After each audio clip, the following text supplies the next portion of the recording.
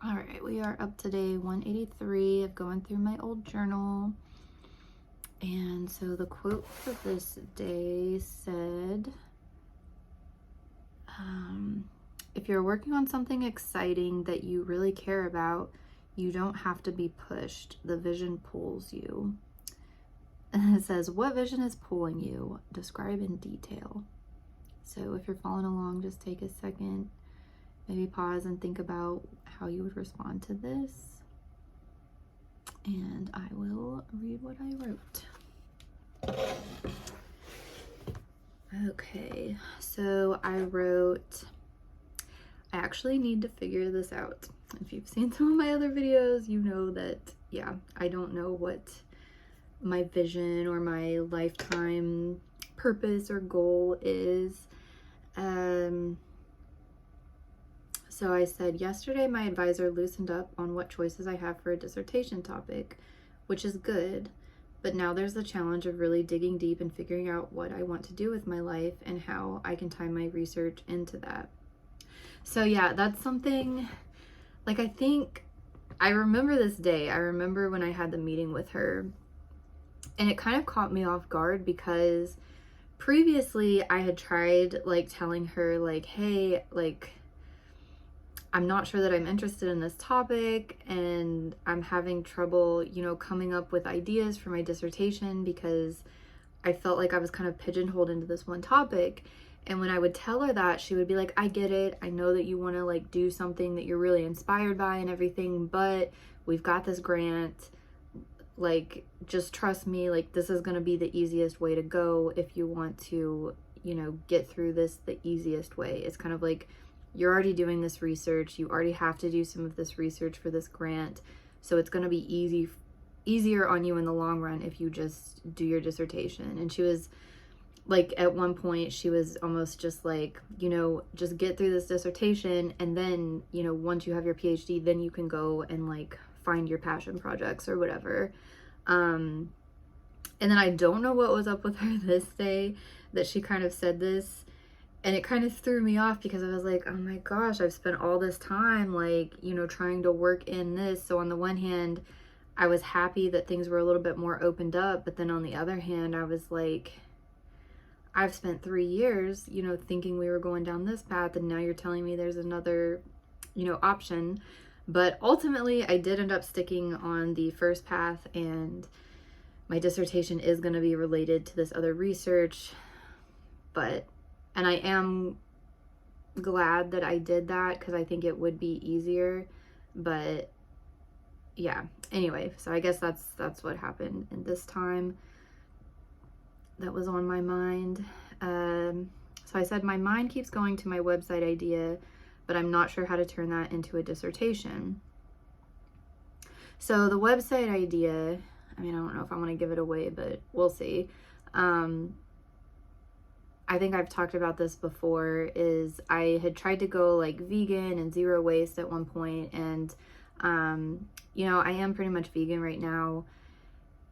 But I was getting frustrated at like a lot of the creators on YouTube and stuff that were like zero waste and vegan that would just keep being like, it's easy. Like, if you guys, you're just making excuses. If, you're finding it hard, if you say like, oh, it's too expensive to be vegan, like you could just buy rice and beans anywhere, or produce isn't that expensive. But there's like so many other factors that like go into being zero waste and being vegan that play into like your day-to-day life and how you are. So I remember I was on the one hand, I liked trying to be vegan and zero waste, but at the same time doing both of those at the same time was so hard because of a lot of the vegan options, you couldn't find them in zero waste, at least where I was at. And, I tend to like go like head first into things and I want to do things perfectly. And so, it was just a little bit overwhelming for me, and it takes time like that. I think that's one thing that people don't factor into it. Like, to live cheaply, a lot of times you are trading off time. So yeah, you could cook rice and beans, you could buy just loose rice and beans, but you've got to have time to cook it. You've got to have dishes to store it in. You've got to have, um, you know, it takes more time than if you just like drive through somewhere, or if you buy like prepackaged stuff that you just heat up in the microwave. And yeah, anyway, but another thing was a lot of the information I was finding online, the tips and the advice that people were giving online wasn't applicable to where I live. I think if you live in a big city, specifically like maybe in California, in LA, or in New York, a lot of those tips are relevant there. But where I live, I didn't have like a lot of the vegan products that people were talking about. I didn't have like places to buy things in bulk, like in bulk jars and things like that. We didn't have like a zero waste store or options in our stores. And so, you know, my thought was to maybe make a website that was site specific. So like if you're living in this area, here's what your options are for this. And then maybe build out, you know, from there, like a network of people who understand what zero waste is, and get more, you know, get people from other areas to like kind of populate the website. And, you know, maybe draft a plan for people that are wanting to go zero waste or vegan in their area, to teach them how to reach out to like restaurants or farms or stores, or how to set up their own store that's like a zero waste store. So yeah, I have that idea. I already have a name for it. I already bought the web domain and everything. And I had like these ideas of like these little steps I could start out working on it, little by little. But I haven't really gotten too much more of it off the ground besides that. But yeah, I guess that idea was just more to have like sustainability, like how to be sustainable in your area, you know, whereas most of the information is just more broadly general, but I think it really needs to be like regional or site specific. But yeah, I didn't know how to turn that into a dissertation, but it sounds like that was what was on my mind at that point. I said a part of me wants to just stick to the path I was already on, but another part of me is hoping to gain some spark of inspiration that will lead me to choosing the perfect topic, one that will excite/inspire me and propel me through the next phase of my life. And then here's the issue with that. So I said my interests change so frequently that it may be hard. And a lot of my interests don't have to do with policy or agriculture necessarily, which is what I'm getting my PhD in. So it's public policy with an ag focus. I said, so I'm not sure how I will be able to bring it all together. I said, I'm planning to spend some time meditating on it over the next couple of weeks in the hope of getting, in the hope of getting a download that will guide me in the right direction. And yeah, that was like a time in my life where I think it was what I needed, but I was meditating like a lot. Like I was really anxious and stressed out a lot. And so when I would start to feel overwhelmed or whatever, and I didn't know what else to do, like I would just be like, well, instead of just sitting here feeling super anxious, let me just like take some time, try to calm my brain, try to meditate. And some of those days I would feel really good, like me sitting there, not necessarily like trying to shut off my mind with meditation. Like I don't know how people do that. I don't think I've ever, it's been like a very rare occasion that I've been like meditating and like my mind was just like totally calm and empty. But like for me, it was a time to kind of like not focus on anything specific and just see what would come through my mind. And sometimes I would feel like I would get really inspired, or I would have like, you know, like I felt like I would get like some creative thoughts and things like that, and it would feel really good to do that. And so I think that was what I was hoping, was to kind of get some of that inspiration or whatever. But yeah, like I don't know, some people do like get these like visions and they can see like this whole future playing out, and people say, well, you know, visualize your future or whatever. And I can't, because I seem like every time I try to do that, like I visualize something different. So it's like maybe one day I'm interested in this, like maybe I'm thinking about like teaching. I've mentioned that, like that's something that comes in my head sometimes, is like if I'm learning about something that's really interesting to me, like sometimes I will at some point start thinking about, okay, well, how would I teach this to a class of kids? Or I would love, like, I think other people need to learn about this, like it's really interesting, you know, how would I teach it to other people?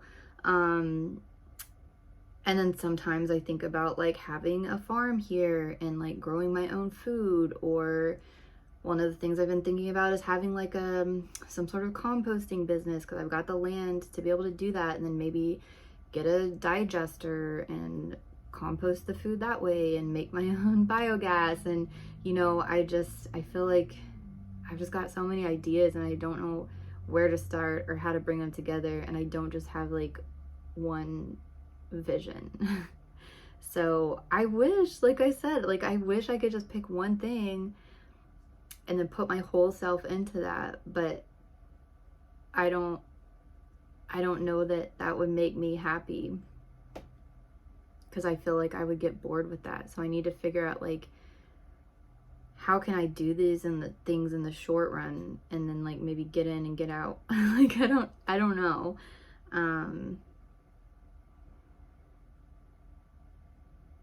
But yeah, I don't know what vision is pulling me. I don't know.